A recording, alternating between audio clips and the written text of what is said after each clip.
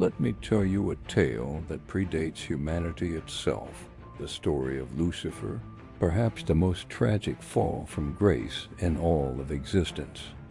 Picture, if you will, a being of incomparable beauty.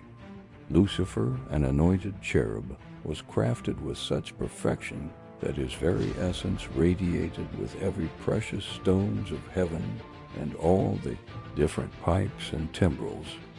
He wasn't just beautiful, he was wisdom personified, a masterpiece among God's creations, serving right at the divine throne. But you know what they say about power and corruption. Standing so close to ultimate authority, something began to shift in Lucifer's heart.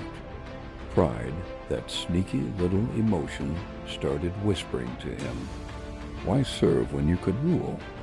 Why worship when you could be worshipped?" His ambition grew until he made an unthinkable decision to rise above the throne of God himself. Now, here's where it gets really interesting. Lucifer wasn't just powerful. He was brilliant. Using his God-given wisdom, he orchestrated what you might call the first political campaign in existence. Can you imagine the scale of his influence? He managed to convince 1/3 of heaven's angels to join his rebellion. 1/3 of heaven's hosts looked at this charismatic leader and thought, yeah, he's got a point. But heaven doesn't take kindly to coups.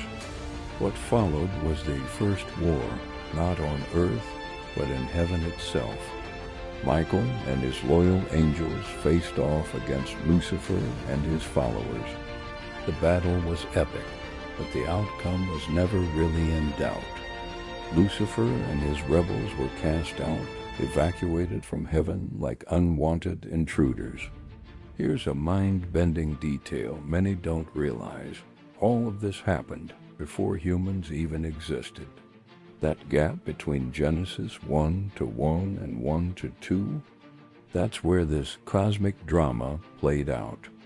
The pre-Adamic world held secrets we can barely comprehend. So when you read about that serpent in Eden, tempting Adam and Eve, that was no ordinary snake. That was Lucifer, now Satan, bitter and determined to corrupt God's new creation. He had lost his kingdom in heaven, and now he was determined to steal the dominion given to mankind. Think about it. From a prince of heaven adorned in glory